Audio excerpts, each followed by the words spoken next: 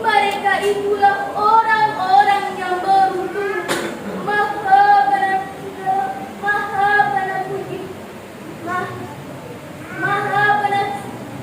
benar Allah dengan segala firman-firman-Nya. Hadirin yang dimuliakan Allah.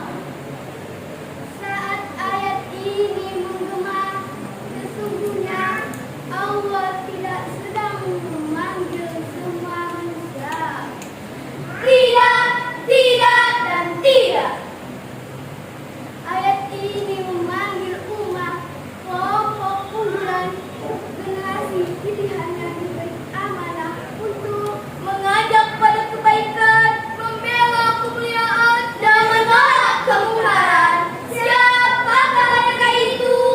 Mereka bukan sekedar anak cerdas, bukan pula anak kuat, tapi mereka yang memiliki iman, ilmu, dan akhlak mulia. Mereka adalah para santri, penjaga warisan Rasulullah dan pengwali cabang ilmuwan. Pesantren adalah taman jiwa, tempat tumbuhnya adab, disiplin, dan ketertiban. Itulah lahir dorongan umat sebagaimana yang disahkan dalam ayat. Ketika melainkan santri bergerak, ketika orang melingung, santri yakin, ketika orang redup, santri memancarkan cahaya. Karena mereka lah yang Allah pilih untuk menjalankan misi besar ayat ini, menjadi agen kebaikan yang membawa umat menuju kemajuan. Wahai para santri, Allah tidak hanya menyuruh pada kebaikan, tapi dengan ilmu, dengan akhlak, dan dengan keteladanan. Kebaikan tanpa ilmu ada gelap, ilmu tanpa akhlak ada hampa. Ijhad wala taksal, wala takun ghafilan, fanadamatul uqban, liman yatakasal,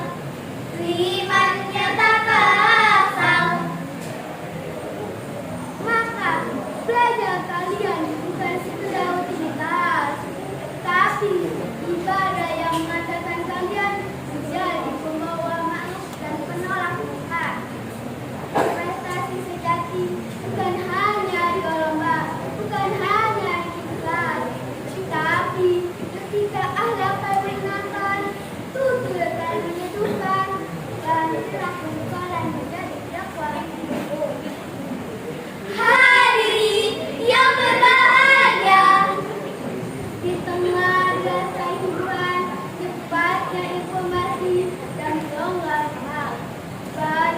budaya silangan Arab.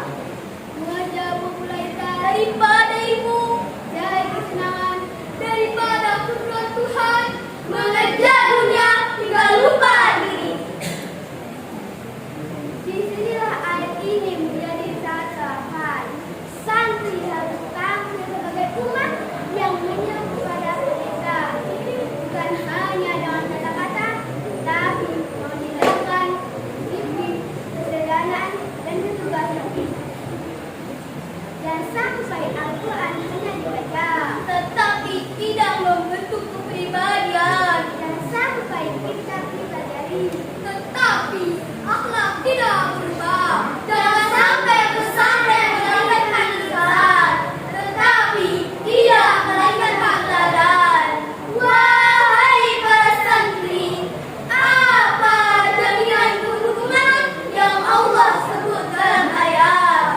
Bukan harta, bukan rumah, bukan pula kecerdasan, iman dan akhlakmu santri, jalan takwa menuju Tuhan, jalan takwa menuju Tuhan.